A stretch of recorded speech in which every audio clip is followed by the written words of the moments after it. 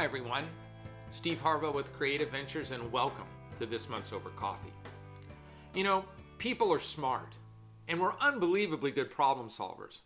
Humans have been smart for a long time, and we're getting smarter. 4,500 years ago, the ancient Egyptians gave us everything from architecture to cosmetics. 2,000 years ago, the Roman Empire created road systems, aqueducts, and a postal system. The 4th and 5th century, the golden age of Greece, gave us geometry, medicine, even the jury system of justice. But a big leap in our thinking was the creation of a framework, a process that formalized our thinking, the scientific method. Now, the scientific method provided us a formal way to study the universe and a lot of other stuff. It was logical, problem-solving methodology. It kind of started with Aristotle. He started looking at empirical data and evidence and allowed it to outweigh opinion. But it was in the 1600s, Sir Francis Bacon, the great English philosopher, politician, and scientist, that formalized this idea and gave birth to this real way of thinking. Let me give it to you in a nutshell. It's a framework, right? So it's got 4 parts like a frame. Number 1 is observation. You see a problem or an opportunity. Number 2 is the hypothesis. You create an idea or a possible solution. The 3rd step is you test it, you experiment with it. And lastly, you analyze its outcome.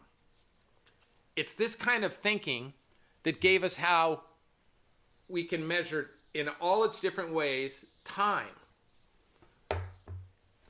It unraveled for us the DNA molecule.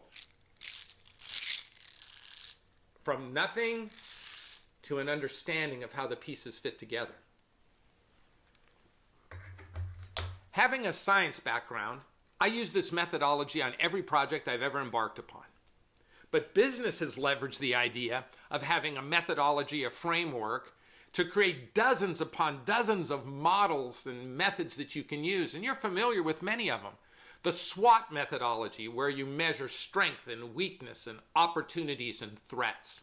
There's the PEST methodology, where political, economic, social, and technology come into play. There's mind mapping and decision trees. There's an entire suitcase full of methodologies that are available to you for you to use that will take away opinion and allow you to have a methodology of really finding answers. You see, the idea is to not leave your thinking to ego and presumed outcomes, opinions, and other faulty approaches.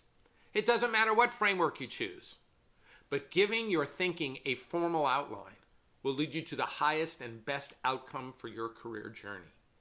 So take a look at the models, find the one that fits you the best, and start formalizing your thinking. It'll lead you to the right answer. Thanks for hanging out with us on Over Coffee, and I'll see you next month.